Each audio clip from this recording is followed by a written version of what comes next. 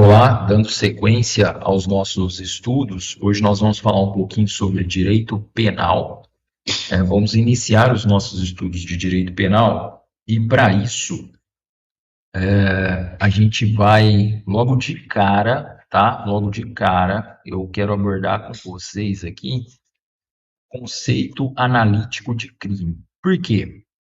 Tradicionalmente, quando você vai estudar na doutrina, quando você vai ler quando você vai ver um curso, alguma coisa relacionada, ou mesmo na faculdade, é natural que os estudos comecem pelos princípios, tá? E até faz muito sentido começar pelos princípios, porque eles são, assim, norteadores de toda a nossa, não só da aplicação do direito, mas também como da interpretação do direito, tá?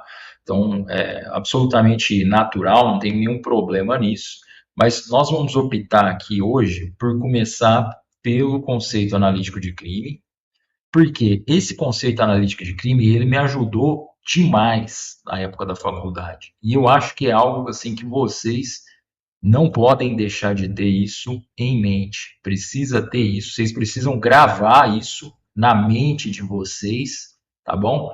Esse quadro, esse esquema, ele tem que estar gravado na mente de vocês e acompanhar vocês ao longo de toda a faculdade, de todo o percurso de vocês, não só acadêmico, mas também profissional. Então, a gente vai fazer uma primeira análise desse conceito analítico.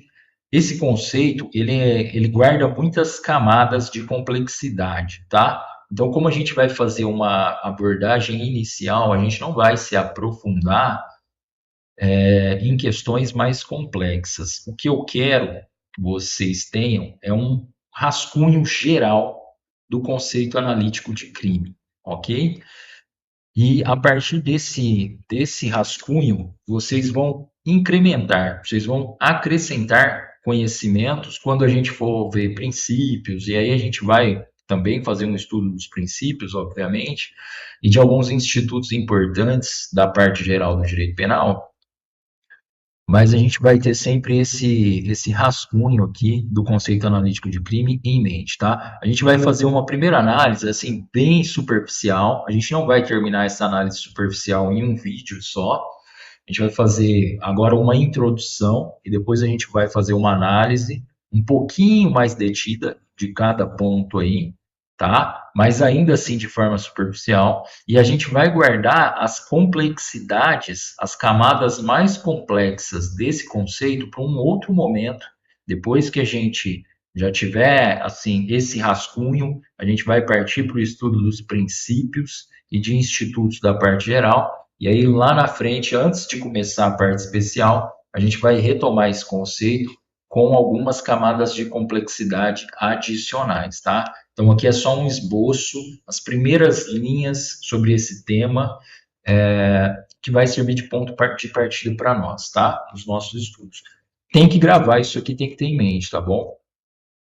A primeira coisa que a gente precisa saber, né, para estudar o direito penal é entender que o papel do direito penal é tanto de assegurar a existência da sociedade, tá? Do corpo social. Então, assim, garantir a existência, a permanência da sociedade, ok? Mas também buscando um equilíbrio aí, no sentido de preservar as liberdades individuais, tá? Evitando incursões arbitrárias do Estado nas esferas de liberdade do indivíduo. Então, o direito penal ele trabalha buscando esse equilíbrio.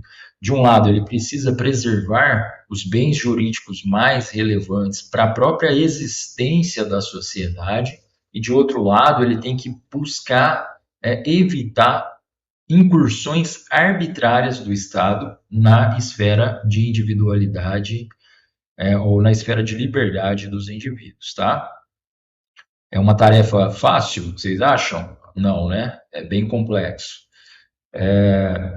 Bom, e aí a gente vê que o direito penal ele trabalha muito em torno da ideia de crime, ok?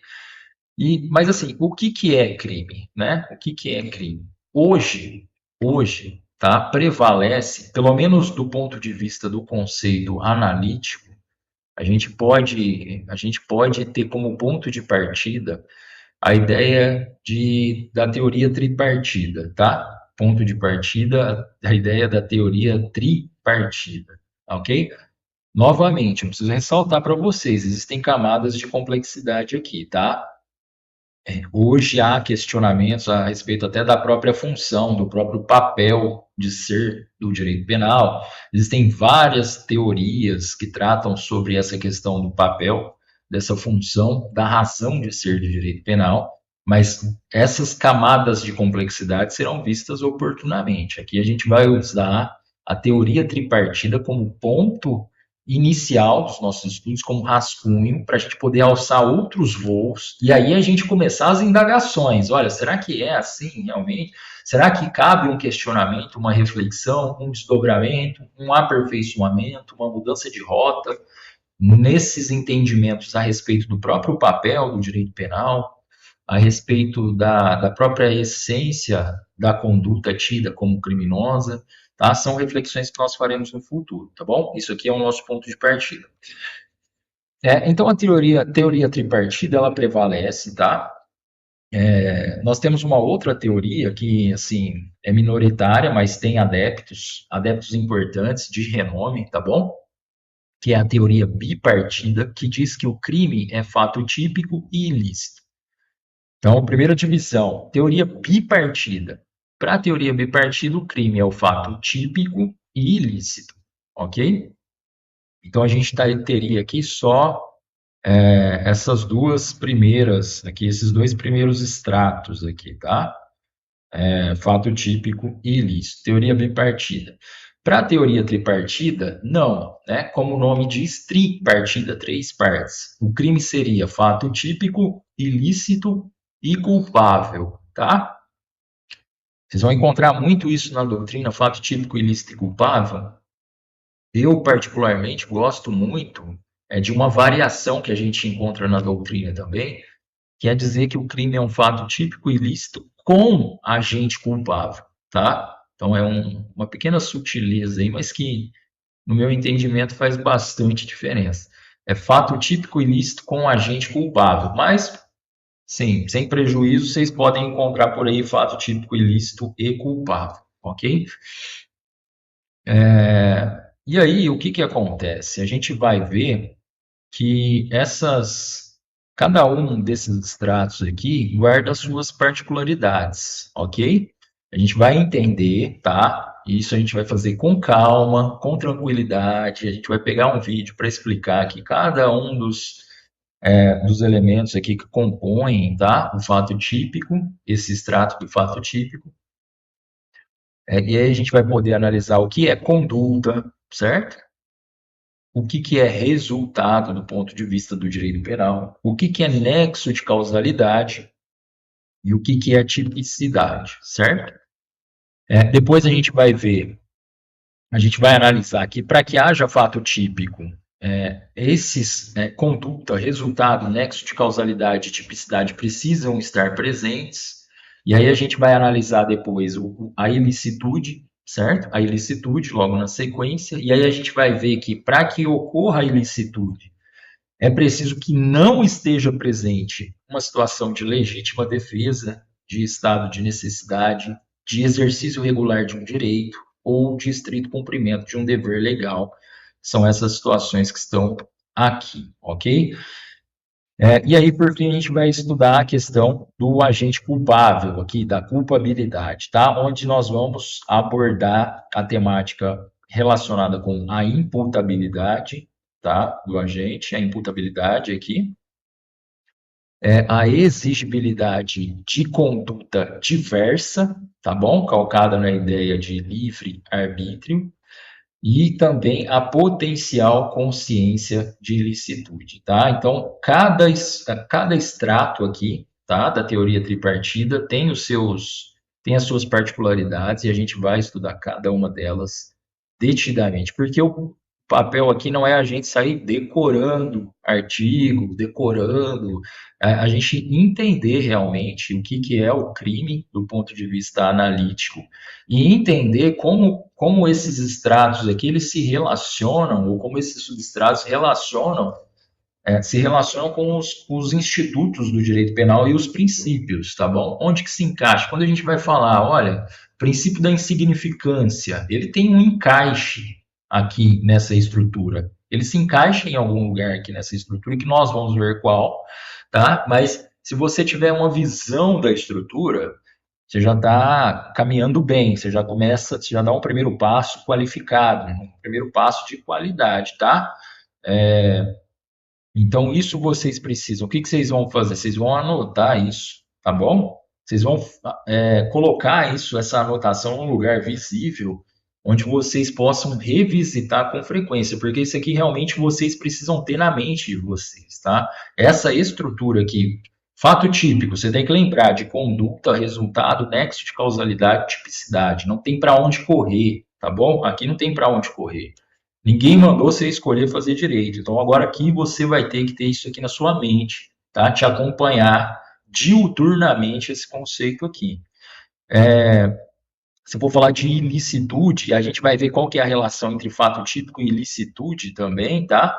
Você tem que lembrar aqui que a ilicitude ocorre quando não houver situação de legítima defesa, estado de necessidade, exercício regular de um direito, estrito cumprimento de um dever legal, além de causas supralegais, que a gente vai ver também de exclusão da ilicitude, e você tem que memorizar, guardar com você aí, que o crime também, além de fato típico ilícito, ele envolve agente culpável. E quando a gente for estudar agente culpável, a gente vai falar de imputabilidade, exigibilidade de conduta diversa e potencial consciência de ilicitude, tá?